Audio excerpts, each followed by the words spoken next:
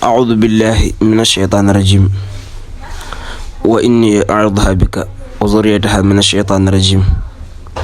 ربي أعوذ بك من همسات الشياطين وأعوذ بك ربي أن يحضرون الحمد لله رب العالمين والصلاة والسلام على أشرف المرسلين سيدنا ومولانا محمد المكين وعلى آله وصحبه سير الرضوان والتمكين يا أيها الذين آمنوا كتب عليكم الصيام كما كتب على الذين من قبلكم لعلكم تتقون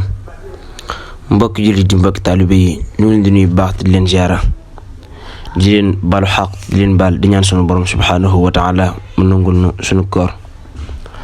di leen fàttali ni kem ni mu daan ko defee rek daan ànd ak yéen ci weeru koor yi naafale bis bi ak njëriñam ñu toxalee ci téereb Sëriñ Suhaybu Mbàkke ba de Xurratul Ayni mu doon téere boo xam ni téere bu bëri njëriñ la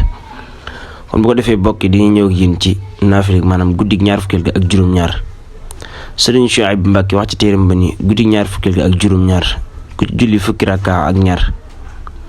rakka bu ne maanaam nga def ci Faatiha ak inna anzalnaahu fukki yoon ne des na ko bindal tuyaaba ji toll ni mu bi ci àdduna yëpp te bu dekkee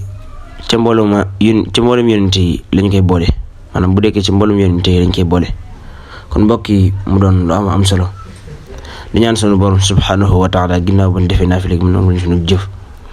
kon bu ko defee dañuy yem ak yéen foofu ba beneen bis incha allah kon di wax ne wasalaamaaleykum wa rahmatullah